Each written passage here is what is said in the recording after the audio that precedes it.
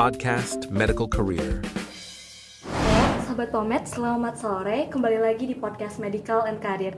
Nah, bersama saya Nadia Tul Umroh atau biasa dipanggil Nadia sebagai salah satu staf dari Departemen Pendidikan dan Profesi. Nah, teman-teman, episode podcast kali ini adalah episode yang kedua. Nah, di mana pada podcast yang pertama itu ditemani oleh Sakinah atau Nina mengenai navigasi di bidang dunia kedokteran. Nah, pada episode kedua kali ini adalah navigasi di bidang dunia karir di psikologi. Nah, pada sore yang cerah hari ini tentunya kita udah kedatangan dari narasumber kita, Ibu Ocha. Mungkin kita boleh langsung sambut aja atau sapa aja Ibu Ocha. Halo, selamat sore Ibu Ocha. Selamat sore Nadia. Nah, Ibu Ocha, pada sore yang cerah ini apa kabarnya nih Ibu Ocha? Alhamdulillah baik, sehat. Ya, alhamdulillah ya Bu. Nah, Ibu Ocha sendiri teman-teman atau yang dikenal dengan Ibu Amatul Firdausanasa, MC Psikolog, merupakan salah satu dari, dosen dari Psikologi Fakultas Kedokteran Universitas Andalas. Nah, mungkin sebelum kita masuk ke sesi podcast kita kali ini nih Bu Ocha, mungkin boleh Ibu Ocha cerita sedikit dulu tentang apa sih kesibukan Bu Ocha sekarang selain dari ngajar sebagai dosen di psikologi gitu ya. Oke, kesibukannya yang pertama pastinya ngajar ya, karena tugas utamanya dosen atau pengajar di prodi psikologi. Kemudian juga praktisi karena psikolog klinis gitu ya. Jadi selain memang praktek pribadi juga bantu di pusat konselingnya UNAN. Jadi kita punya pusat karya dan konseling. Jadi sebagai salah satu konselor di sana membantu menangani permasalahan terkait dengan kesehatan mental anak-anak seunan. Kemudian juga menjadi ketua Pokja untuk pengembangan soft skill di Unan Karir di bawah direktur kemahasiswaan juga gitu ya. Wah, ternyata banyak ya Bu Ocha, selain dari ngajar juga aktif di bidang layanan psikologi lainnya. Nah, seperti yang sama-sama kita tahu nih Bu Ocha, kalau podcast kali ini tuh kita sekedar sharing atau ngobrol-ngobrol tentang ya seputar bagaimana navigasi karir di dunia psikologi. Tambah lagi ada kemarin tentang undang-undang pengesahan yang lumayan bikin cukup heboh ya Bu Ocha. Nah, mungkin sebelum kita masuk lebih lanjut ke pertanyaannya Bu Ocha, mungkin boleh nih Bu Ocha sharing bagaimana sih perjalanan dari Ibu Ocha lulus dari S1 psikologi hingga sampai bisa nih banyak pencapaiannya Bu Ocha jadi dosen atau jadi praktisi dan di layanan lainnya. Mungkin boleh Bu Ocha. Oke, mungkin perjalanan hampir sama ya kayak teman-teman yang pastinya lulus SMA lanjut ke perguruan tinggi. Kebetulan melanjutkannya di luar Pulau Sumatera ya, tepatnya di Universitas Indonesia di Fakultas Psikologi, sama mengambil sarjana psikologi. Ya, setelah lulus menjadi seorang sarjana psikologi. Waktu itu rencananya memang mau lanjut jadi profesi ya. Jadi sistemnya dulu kan ambil magister sekalian profesi. Jadi namanya magister psikologi profesi. Kemudian setelah itu diskusi sama dosen, waktu itu dosen pembimbing. Kemudian dia bilang, kenapa nggak ngambil keluar aja. Tapi kalau di luar negeri memang sistemnya agak beda sama di dalam negeri ya. Kalau di luar negeri psikolog itu udah doktoral. Jadi S3 ya jatuhnya gitu ya. Jadi dosen bilang, yakin mau jadi profesi psikolog atau mau jadi saintis aja, jadi peneliti. Karena waktu itu memang kelihatan ada ketertarikan jadi peneliti ya, jadi saintis. Kemudian ya coba-coba nih nyari waktu itu LPDP belum keluar nih gitu. Jadi coba-coba nyari LOE gitu. Waktu itu kebetulan dapet, cuma beasiswanya nggak dapet. Lumayan ya kalau bayar uang sendiri. Iya, benar. Terus akhirnya waktu itu ya udah memutuskan kerja di LSM dulu, cari pengalaman gitu ya, sempat bantu. Nah dia waktu itu di LSM Puli Jakarta Selatan, jadi membantu kasus-kasus kekerasan rumah tangga, kekerasan pada anak dan perempuan. Jadi mulai di sana ketertarikan, kayaknya punya ketertarikan di bidang klinisnya lebih ke anak gitu dan remaja. Jadi setelah itu ya udah deh coba daftar lagi ya, pulang lagi ke UI gitu ya, ambil magister psikolog. Akhirnya mantep, jadi pengen jadi psikolog aja karena ngerasa lebih banyak bisa bantu nih ketika jadi praktisi. Jadi ambil lagi ambil profesi gitu ya, magister kebetulan klinis anak di UI juga gitu ya. Kemudian setelah itu terima baru tuh LPDP baru keluar gitu ya. Iya. Mungkin ya, tapi rezekinya mungkin jalan hidupnya jadi psikolog kali ya. Iya, benar, Bu. Iya. Kemudian setelah lulus itu sempat kerja di beberapa klinik gitu ya, bantu-bantu juga gitu ya. Kemudian kerja di di sekolah. Jadi psikolog sekolah. Sebenarnya ranahnya kalau sekolah itu antara psikolog pendidikan, tapi waktu itu permintaannya Iya, klinis gitu ya, karena ada permasalahan yang cukup banyak ya. Iya. Ya, kemudian ya banyak jadi asesor di sekolah-sekolah gitu ya, praktek juga. Tapi karena orang tua bilang ya ngapain di sana gitu ya, coba deh kalau misalnya, untung waktu itu kebetulan ada pembukaan untuk dosen ya di UNAN, coba alhamdulillah lolos gitu ya, makanya hijrah ke sini lagi pulang kampung. Jauh ya, akhirnya Bu? iya, akhirnya bergabung lagi di maksudnya kembali lagi di Padang, bergabung menjadi staf pengajar di Prodi Psikologi FK UNAN sampai sekarang. Kira-kira Ibu gabungnya di UNAN itu tahun berapa tuh, Bu? Baru tahun 2019. Wah, Iya. masih tergolong baru ya. Masih Bocah. baru ya sebenarnya ya. Panjang ya ceritanya Bocah dari jalannya lulusnya di psikologi, nggak langsung ngambil ke S2, tapi banyak ngajar juga, jadi psikolog atau praktisi juga. Oke, nih Bocah, kalau itu kan udah Ibu Bocah tadi sharing soal bagaimana sih perjalanan Ibu dari lulus S1 sampai dengan akhirnya bisa sampai ngajar seperti sekarang. Mungkin Nadia kan juga salah satu mahasiswi di psikologi ya, Bu. Kebetulan itu baru tahun kedua, Bu. Mungkin Nadia sama teman-teman itu mungkin masih belum nampak gitu, Bu, gambaran mau ke depannya itu mau ngambil di bidang apa gitu, Bu. Mungkin boleh tips dari Bu Ocha, tips dan trik gimana sih kita cara nentuin bakat atau minat dan karir kita mau kemana gitu, Bu Ocha. Sebenarnya balik lagi, kalau di psikologi itu ruang kalau mau dilihat untuk lapangan pekerjaannya, maksudnya lapangan pekerjaan yang tips saya teman-teman geluti itu cukup besar ya, karena balik lagi psikologi bisa di mana-mana sebenarnya, karena di bidang kesehatan kita bisa, di bidang organisasi atau industri kita bisa, kemudian di bidang komunitas pun kita bisa, pendidikan pun kita bisa gitu ya. Jadi mungkin kalau dari awal teman-teman mungkin bisa, kan kalau dari S1 tuh belajar semua ya. Iya, benar, Bu. Jadi nanti teman-teman bisa ngelihat dulu saya tuh lebih minatnya kemana kecenderungannya gitu ya. Apakah misalnya lebih tertarik ke komunitas kah gitu ya, ataukah lebih tertarik ke klinis atau bidang kesehatan, atau mungkin lebih suka yang berkaitan sama pendidikan gitu ya. Dari sana mungkin bisa dilihat dulu pelajaran apa yang kayaknya lebih menarik buat teman-teman gitu ya. Selain itu juga mungkin bisa dilihat juga ketertarikannya dari pembelajaran itu, kan ada yang memang teoritis, teman-teman belajar juga metodologi penelitian, tapi teman-teman juga dibekali dengan hal-hal yang sifatnya memang berbau profesi gitu ya, walaupun sifatnya masih praprofesi, karena sekarang kurikulum kita sudah mencoba untuk menyesuaikan dengan supaya teman-teman punya modal gitu ya sebelum masuk jadi profesi. Jadi ada intervensi, assessment. Nah, nanti dari sana kan teman-teman juga bisa belajar ya, kayaknya menarik nggak ya melakukan assessment, menarik nggak ya melakukan intervensi atau counseling dan segala macam. Jadi dari sana mungkin bisa kelihatan apakah nanti teman-teman akan lebih kepada science kah ya, jadi ilmuwan psikologi, atau nanti mau jadi melanjutkan profesi yaitu menjadi seorang psikolog. Nah, itu kan bisa dimulai dari sekarang sih gitu ya, dan bisa juga dicari dengan pengalaman bersukarelawan gitu ya, volunteer, kemudian juga bisa mungkin teman-teman ikut pelatihan-pelatihan yang kayaknya bisa meningkatkan keterampilan, tapi emang yang kira-kira mana ya yang kayaknya lebih interest gitu ya, lebih seneng kalau belajarnya gitu. Mungkin intinya kita lebih banyak coba-coba juga ya Bocah. Selain dari di perkuliahan kan juga kita banyak yang secara teori dapet, turun lapangan pun dapet. Mungkin kita dari sana secara sadar nggak sadar kita enjoy nih di bidang ini Bocah. Selain itu juga kalau kita di luar mungkin bisa kayak ngikutin magang, volunteer gitu ya Bocah.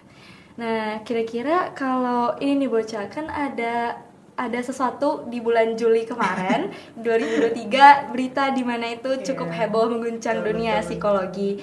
Nah, seperti yang kita tahu itu disebut dengan Undang-Undang Pendidikan dan Layanan Psikologi atau yang dikenal juga dengan Undang-Undang PLP nomor 23. Nah, mungkin masih banyak dari teman-teman yang belum tahu nih Bocah UPLP itu apa sih gitu Bocah. Mungkin Nadia di sini minta dari sudut pandang Bocah UPLP itu apa sih Bocah? Terus latar belakang atau urgensinya UU PLP ini dihadirkan itu bagaimana? Apa sih? Oke. Nah, Undang-Undang PLP nomor 23 tahun 2022 ini kan sebenarnya masih baru ya. Iya. Jadi memang disahkannya baru belakangan ini gitu ya. Jadi Undang-Undang PLP atau pendidikan dan layanan psikologi ini memang undang-undang pertama untuk mengatur layanan psikologi. Artinya kalau kita bicara undang-undang berarti sudah disahkan oleh pemerintah. Iya. Gitu ya. Artinya sudah ada legalitas. Nah, yang kita pun maksudnya juga saya sendiri pribadi gitu ya masih mempelajari sebenarnya terkait dengan undang-undang ini karena ini masih baru sekali gitu. Yang pastinya adalah undang-undang ini kalau ditanya kenapa sih latar belakangnya, untuk pendidikan biasanya kita memang ada diatur kurikulumnya oleh namanya AP2TPI gitu ya, Asosiasi Penyelenggara Pendidikan Tinggi Psikologi Indonesia. Memang mengatur kurikulum yang memang sudah diatur sebenarnya berdasarkan Kemendikbud ya, ada aturan Undang-Undang nomor 12 gitu tahun 2012. Nah, cuma untuk layanan psikologi gitu ya, layanan psikologi ini belum ada, kita belum tahu nih kita ini di bawah apa sih sebenarnya gitu ya, di bawah kementerian yang mana gitu ya. Kalau misalnya kedokteran mungkin jelas ya di bawah Kemenkes gitu ya. Sedangkan kita masih belum ada undang-undang yang benar-benar mengatur secara legalitas kita itu sebenarnya diakuinya bagaimana gitu ya. Nah, kemudian nah ini pertama kalinya ini di undang-undang ini kenapa heboh, karena ini pertama kalinya legalitas yang keluar atas nama layanan psikologi. Nah, tidak hanya layanan psikologi, jadi kan dia mengatur ya, undang-undang ini mengatur layanan psikologi itu nanti bentuknya seperti apa, diakui bagaimana, dia ada di bawah mana gitu ya.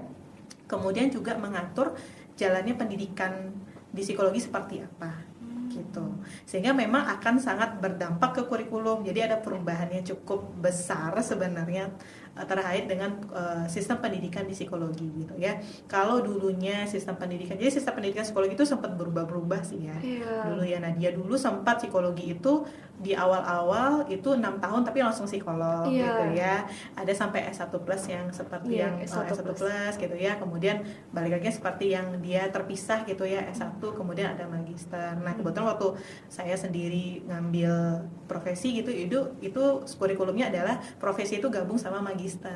Jadi kita belajar keprofesian tapi sekaligus kita belajar kemagisteran gitu ya. Jadi di semester 1 2 itu kita belajar semester 1 ya, kita belajar kayak biasa gitu ya. Semester 2 juga ya teori, statistik dan segala macam, penelitian gitu ya. Kemudian semester 2 kita belajar untuk teori-teori yang kita butuhkan lagi, penyetaraan gitulah ya. Karena kita berasal dari berbagai universitas gitu ya.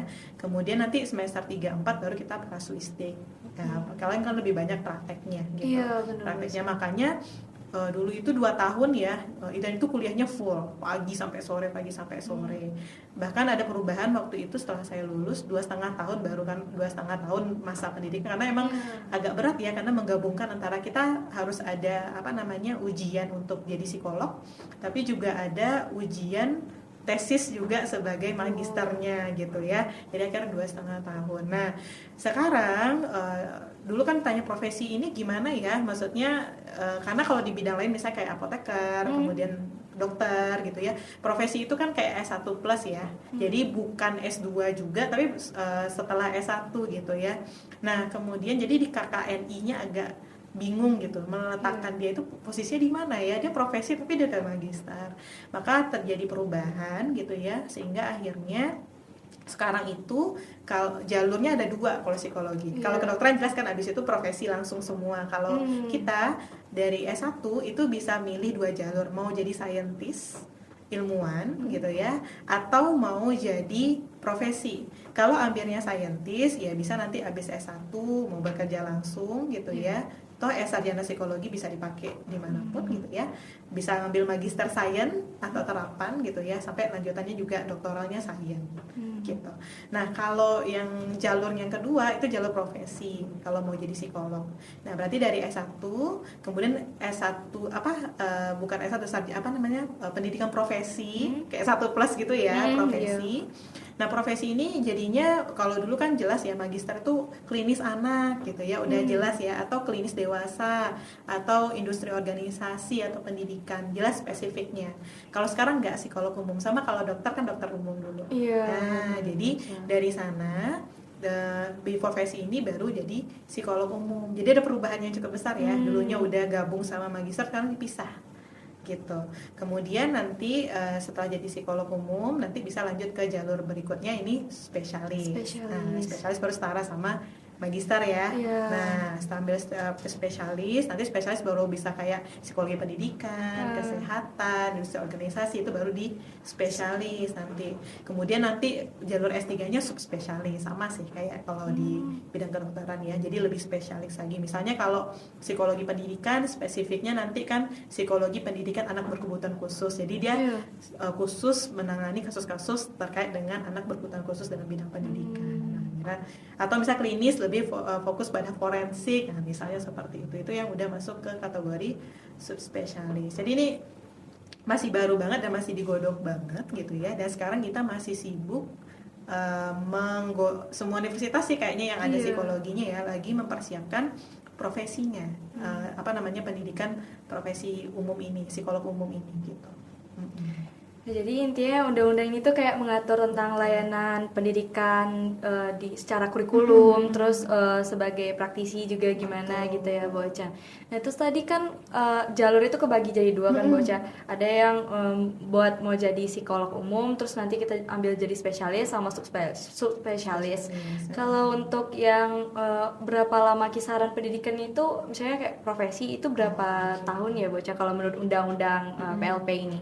Kalau menurut undang-undang yang terbaru tuh di aturannya itu profesi ini 1,5 tahun, jadi 6 semester ya teman-teman, 6 semester paling lama ya, balik lagi lah ya tergantung. Nah maksimalnya 3 tahun. Maksimalnya 3 tahun gitu ya. Jadi minimal 1,5 tahun tuh yang tepat waktu gitu ya. Kasih jeda lah ya, maksudnya kalau misalnya karena kan kalau kasus ya gitu ya, kadang-kadang mungkin pengalaman pribadi ya, nanganin kasus tiba-tiba kliennya nggak balik, pulang lagi ambil kasus. Jadi ada beberapa hal yang sifatnya out control gitu ya gitu. Karena kan kita basisnya individual ya penanganan kasusnya gitu. Nah kemudian nanti kalau udah spesialis itu kalau nggak salah 4 tahun ya, 4 tahun paling lama. Tapi kan karena dia lebih banyak praktek nanti tergantung kalau sudah tercapai gitunya ya SKS-nya gitu ya. Jadi paling lama 4 tahun, kemudian kalau subspesialis paling lama 7 tahun. Waduh, cukup lama ya Bu Ocha. Cukup lama ya. Lebih lama dibanding kedokteran Kak Bu Ocha. Nah, itu kan untuk alur jadi psikolog gitu kan Bu Ocha. Ya, kalau untuk kita menempuh sebagai praktisi itu masuknya ke tadi yang kita dari S1 terus kita lanjut magister profesi terus baru spesialis, ambil subspesialis itu kalau kita jadi praktisi. Iya. Yang dapat gelar psikolog gitu ya. Iya, benar Bu Ocha. Nah, kira-kira yang jadi pertanyaan juga nih Bocha, univ-univ mana aja sih Bocha yang udah buka untuk profesi umum ini Bocha? Oke. Untuk pendidikan profesi psikolog umum itu sebenarnya yang sudah boleh buka itu kalau nggak salah ada 19 universitas ya, 19 universitas di Indonesia itu yang mana mereka udah punya program magister profesi sebelumnya. Jadi mereka tinggal menyesuaikan aja dari sistem magister profesinya disesuaikan menjadi profesi psikolog umumnya gitu ya. Nah, sedangkan untuk universitas yang lain karena dulu memang nggak ada, karena nggak semua orang harus jadi psikolog kan. Iya, kalau di psikologi gitu ya, nggak semuanya harus jadi psikolog. Jadi memang nggak banyak juga gitu ya. Cuma saat ini karena 19 universitas ini dulu kan mereka terima dari mana aja, yang penting ada sistem seleksi yang dilakukan kan ya. Karena kita misalnya dulu ujian masuk, terus ada lagi wawancara, ada tes kepribadian juga untuk menentukan orang ini layak nggak sih jadi psikolog gitu kan ya. Nah kalau sekarang 19 universitas ini, kalau sejauh yang informasi yang saya terima itu masih menerima alumni mereka dulu gitu ya. Kalau dulu kan kita bisa kemana aja ya, misalnya kayak di UNAN sendiri banyak yang lanjut ke UI, banyak yang lanjut ke UGM gitu ya, ada juga lanjut ke UNPAD gitu ya, ada juga ke UNER gitu. Cuma sekarang beberapa universitas ini memang hampir seluruhnya mereka fokus dulu untuk memfasilitasi alumninya dulu gitu. Sehingga akhirnya itu menjadi menjadi dorongan juga sih untuk universitas-universitas lainnya. penyelenggara fakultas psikologi ataupun program studi psikologi untuk membuka profesi ini gitu ya, pendidikan profesi ini. Di Unan juga kita lagi upayakan gitu ya. Mudah-mudahan nanti bisa membantu memfasilitasi alumni-alumninya kita gitu. Iya. Jadi intinya masih proses trial and error juga ya sih Boca. Itu seperti kayak UGM itu masih buka buat alumninya sendiri. Betul, ya Boca. Gitu kayak UI kan, kalau yang udah lama tuh kan misalnya kayak UI, Unpad, kemudian UGM gitu ya, Unair, Undip. Kalau di Jawa kan rata-rata seperti itu. Kemudian kalau di Sumatera baru ada USU gitu ya, USU.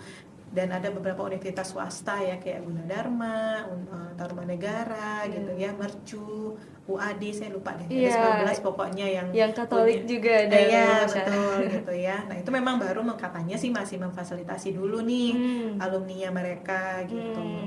Nah belum menerima dari yang lain gitu. Kasian juga ya. Kasian Boca. Paling baru bisa daftar tahun depan kali ya Boca. Iya paling untuk kakak-kakaknya sih seperti itu. Dan itu kita juga terima kan nggak mungkin banyak-banyak ya. Jadi kalau misalnya kita buka itu paling maksimal 30 orang. Karena untuk nge-train seorang psikolog tuh kan nggak gampang ya gitu. Jadi memang dalam ruang lingkup tuh memang nggak gede kelasnya gitu. Nah, kalau untuk mekanisme atau syarat untuk mendaftar sebagai program lanjutan psikologi itu gimana sih, Boca? Kalau untuk untuk melanjutkan, sejauh yang saya tahu memang tergantung dari universitas masing-masing gitu ya. Nah, kalau universitas yang sudah punya yang 19 itu mereka udah punya program, sudah disahkan oleh AP2 TP2I gitu ya. AP2 TPI gitu ya, untuk untuk membuka program. Itu mereka nanti diserahkan nanti untuk ke universitasnya, apakah misalnya jalurnya ada seleksi di awal, kemudian nanti ada ya kayak tadi sih sebenarnya seleksi awal dulu gitu ya untuk ujian masuk, kemudian nanti ada seleksi saringan juga ya untuk ya kayak tadi wawancara kah, FGD kah gitu ya, kemudian nanti ada tes psikotes juga gitu ya untuk ngelihat secara kepribadian gitu ya untuk menerima orang-orang ini. Karena dulu kalau dulu saya gitu ya seangkatan tuh cuma 20 orang yang daftar tuh ratusan gitu ya. Gitu ya, jadi memang agak ketat tuh persaingannya gitu ya. Nah kalau untuk bidang untuk yang sekarang pendidikan profesi ini nggak tahu ya, tapi kayaknya mungkin nggak jauh beda seperti itu sih kayaknya Nadia. Kalau kira-kira kalau buat pendidikan dan profesi ini ada nggak sih Boca beasiswa yang udah buka khusus gitu? Kalau beasiswa sebenarnya kayak LPDP itu udah ada. Jadi beberapa temennya saya itu udah ngambil program magister profesinya dulu ya waktu itu mereka lewat LPDP itu banyak banget gitu ya yang ternyata terfasilitasi di situ. Cuma dengan ini baru ya perubahan gitu ya dari program magister menjadi profesi, saya kurang tahu juga nih gitu ya. Apakah misalnya LPDP bisa fleksibel gitu ya untuk ya awalnya untuk profesi magister profesi akhirnya menjadi untuk profesi, apakah se-fleksibel itu saya belum ini juga sih Nadia gitu ya, karena kan masih ini lagi masa transisi ya. Kalau di masa transisi itu ya ada tentunya butuh waktu dan butuh ini ya untuk butuh proses juga ya. Supaya mungkin lebih stagnan lebih oke gitu ya, lebih stabilnya seperti apa ke depan gitu. Ya, kalau mungkin buat program profesi itu mungkin belum banyak mungkin kali ya Boca yang buka beasiswanya. Nah, kalau untuk program magister selain dari LPDP itu ada nggak Boca yang buka beasiswanya biasanya? Kalau untuk yang profesi ya, kalau untuk profesi saya mungkin ada beberapa mungkin dari pemerintah, biasanya ada beberapa gitu ya. Tapi kalau misalnya teman-teman sangat tertarik sekali dengan misalnya nggak mau jadi profesi gitu ya, teman-teman mau ambilnya ke luar negeri, ambil sains gitu ya, itu banyak banget beasiswanya. Selain beasiswa dari LPDP, kemudian ada beasiswa yang memang ditawarkan oleh pemerintah di luar sana gitu ya, kayak di UK ada Chevening kayak gitu ya. Kalau di Amerika ada Fulbright gitu ya, teman-teman bisa manfaatin informasi-informasi. Kalau di Instagram sih dicek sekarang banyak ya untuk mana sih yang bisa gampang dapat beasiswa gitu ya. Karena kalau misalnya psikologi di sains, kalau di luar itu, kalau dia biasanya cuma kuliahnya tuh 1 sampai 1,5 tahun. Kecuali basisnya research ya. Kalau research biasanya 2 tahun gitu. Jadi mungkin lebih singkat dibandingkan kuliah di Indonesia. Kalau di Indonesia tuh 2 Iya. tahun biasanya, walaupun either dia dulu profesi atau sains. Cuma kalau sains biasa kuliahnya cuma 2 kali seminggu atau apa, saya kurang tahu sih. Waktu itu teman-teman saya kayaknya ngambilnya cuma 2 kali seminggu deh, jadi mereka sambil kerja masih bisa. Kalau profesi emang harus berhenti kerja, karena emang kuliahnya dari Senin sampai Jumat, itu pun kita ngerjain tugas Sabtu Minggu kan ya, dan turun lapangan dan segala macam ya. Berarti nggak bisa nyambi ya Nggak bocah? bisa nyambi. Iya bener bocah. Mungkin kalau buat dari undang-undang layan PLP sendiri tuh mungkin udah cukup bocah. Terakhir pertanyaannya nih bocah, mungkin buat adik-adik maba juga, mungkin yang masih awam banget sama soal psikologi. Kira-kira ruang lingkup psikologi itu kemana aja sih bocah? Oke, ruang lingkupnya. Yang pastinya mungkin teman-teman apa mungkin maba gitu ya, atau teman-teman di luar sana Iya. mungkin udah mulai aware ya semenjak ada pandemi, mungkin udah mulai aware dengan konsep kesehatan mental Iya. gitu ya. Jadi basisnya sebenarnya psikologi ini mempelajari perilaku gitu ya. Tapi memang untuk penanganannya ya akan mengarah kepada kesehatan mental gitu Iya. ya. Memang kata orang, oh kok beririsan ya sama psikiatri gitu. Tapi kita Iya. punya ruang lingkup yang cukup masing-masingnya gitu, antara psikologi dan juga psikiatri di kedokteran ya, di ilmu jiwa. Nah kalau psikologi sendiri karena balik lagi dia mempelajari manusia dan perilakunya, jadi karena manusia itu ada di mana-mana, ruang lingkupnya juga gede. Iya. Jadi kalau teman-teman masuk psikologi, insya Allah misalnya bisa dapat luang pekerjaannya kayaknya lebih luas ya, gitu ya. Iya. Misalnya nih teman-teman kalau tertariknya kerja di perusahaan bisa jadi HRD atau Iya, bagian HR. SDM gitu ya. Nah itu bisa banget gitu ya. Teman-teman mau jadi nanti MT pun is okay sebenarnya gitu ya. Atau misalnya kalau teman-teman tertariknya di bidang pendidikan, bisa nanti bantu di sekolah gitu Iya. ya, bantu-bantu di sekolah. Kemudian kalau teman-teman tertarik misalnya dengan kesehatan, bisa jadi asisten psikologi misalnya. Iya. Kalau lulus misalnya S1 baru jadi baru sarjana psikologi is okay gitu ya, gitu ya. Jadi misalnya jadi asisten psikolog dulu bisa di klinik atau di rumah sakit. Iya. Itu bisa banget gitu ya. Atau teman-teman tertarik di bidang komunitas itu bisa bantu-bantu kerja kayak kemarin ya. Misalnya kayak dulu saya di LSM itu bisa banget gitu, nambah-nambah pengalaman juga. Iya, Jadi iya. ruang lingkup kerjanya sebenarnya bisa di mana aja, bahkan di kepolisian juga ada, Iya. karena ada forensik juga Iya. gitu ya. Atau teman-teman mau di mana, misalnya kalau di olahraga juga ada psikologi olahraga Iya. gitu ya. Jadi kalau di mana aja kayaknya selagi ada manusia kayaknya kita masih bisa masuk ke sana sih Iya, gitu ya. benar. Kalau ininya gitu ya, sejauh ini tergantung nanti teman-teman, mungkin ada yang mungkin lebih prefer itu nanti teman-teman itu kalau maba bingung ya, nanti misalnya Bu apakah kita akan lanjut profesi atau gimana ya. Kalau misalnya mau cari pengalaman dulu boleh habis lulus gitu ya, kemudian oh iya kayaknya saya pengen jadi profesi nih, atau saya pengen lebih mendalami hal lain gitu ya, karena misalnya saya lebih suka ke hal-hal yang sifatnya bikin alat ukur, instrumen gitu ya. Iya. Psikometri ada bidangnya Iya, iya, gitu ya. Jadi sebenarnya cukup luas banget sih teman-teman, jadi nggak usah khawatir mau kerja di mana gitu ya kalau masuk psikologi. Tapi yang pastinya adalah kita akan berkaitan sama manusia, dan yang pastinya kita punya teman-teman akan dimodali dengan pengetahuan terkait dengan kesehatan mental. Kemudian teman-teman ketika kuliah akan dibekali dengan asesmen itu apa saja.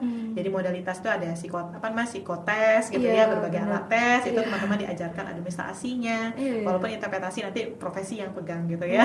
Kemudian nanti teman-teman dibekali juga dengan kemampuan wawancara, observasi, Iya, yang akan menjadi tools banget untuk teman-teman gunakan. Dan itu bisa banget berguna ketika teman-teman lulus S1 bahkan belum jadi profesi. Kemudian juga teman-teman dibekali dengan kemampuan untuk melakukan intervensi gitu ya.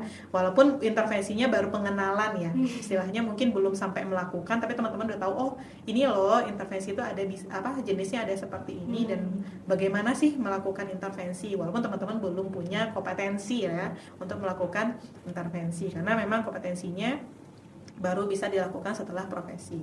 Atau teman-teman certified, jadi walaupun nggak lanjut profesi teman-teman bisa jadi terapis. Iya. Ada sertifikasinya kan. Iya, Itu bisa benar. banget sebenarnya. Jadi tertarik sama saya suka untuk anak kebutuhan khusus, sertifikasinya apa gitu ya. Itu bisa banget tanpa teman-teman harus ngambil profesi. Ya balik lagi sih tergantung kebutuhan dan minat aja sebenarnya gitu. Podcast kita kali ini dapat memberikan manfaat kepada mahasiswa, khususnya dari mahasiswa psikologi atau mungkin dari mahasiswa baru atau yang lulusan baru di psikologi atau S1-nya. kita nggak lupa juga mengucapkan terima kasih kepada narasumber kita, Ibu Ocha. Terima kasih Ibu Ocha udah membersamai kita di episode kali ini. Sekian dari kami, saya tutup. Sampai jumpa di episode berikutnya.